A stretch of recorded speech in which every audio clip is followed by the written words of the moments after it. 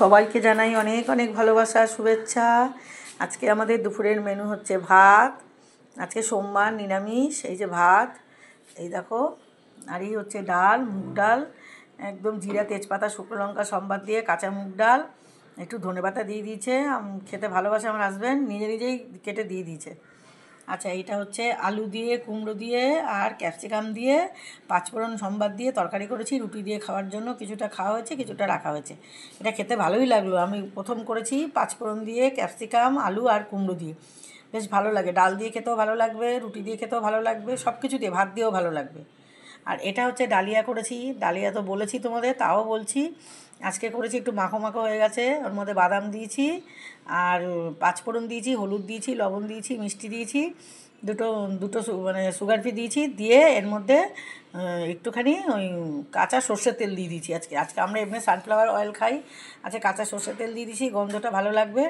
এইভাবে সেদ্ধ করে নিই। আমি এই ডালিয়া দিয়ে সব সবজি দিয়ে খাই, মানে ডালিয়াটা ভাতের মতো করে খাই, ভাতের পরিবর্তে ডালিয়া খাই।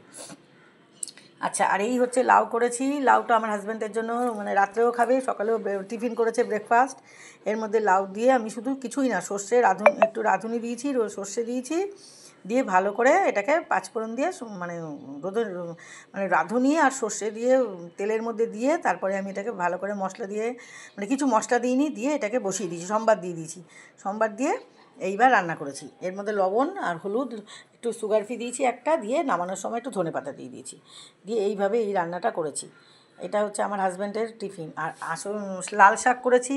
লাল শাক তো সবাই জানো, এটাকে পাঁচফোড়ন দিয়েছি, যদি কোনো মশলা দিইনি। আজকে সোমবার, নাহলে পেঁয়াজ দিয়ে বা রসুন দিয়ে করলেও ভালো হয়। আজকে একদম পাঁচফোড়ন দিয়ে লবণ, হলুদ, মিষ্টি, কাঁচা লঙ্কা দিয়েছি, দিয়ে আর নামানোর সময় একটু পোস্ত দিয়ে করে একদম ভাজা ভাজা করিনি, একটু মাখো মাখো হয়েছে আজকে। আজকে একটু শাকের মধ্যে জল বেরিয়েছে, কেন এটা ভাজা ভাজা করলে ভালো হয়, আজকের ভাজা হয়নি, আজকে একদম একটু একটু মাখো মাখো হয়েছে। এই হচ্ছে। আর আর আসল মেনু হচ্ছে আজকে আমাদের ইঁচড়, এই মোচাকে কেটে ভালো করে সেদ্ধ করে জল ফেলে নিয়েছি, আলুও দিয়েছি ওর মধ্যে, দিয়ে জলটা ফেলে নিয়েছি।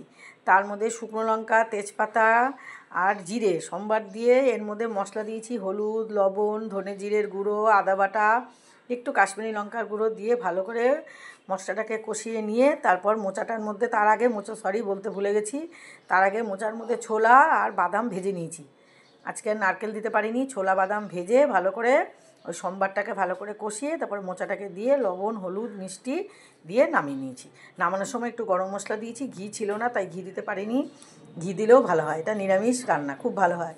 আর এই পনির তো তোমরা জানো, এর মধ্যে আমি শুধু দুধ দিই, যেমন মোচার মশলা দিয়েছি তাই দিয়েছি।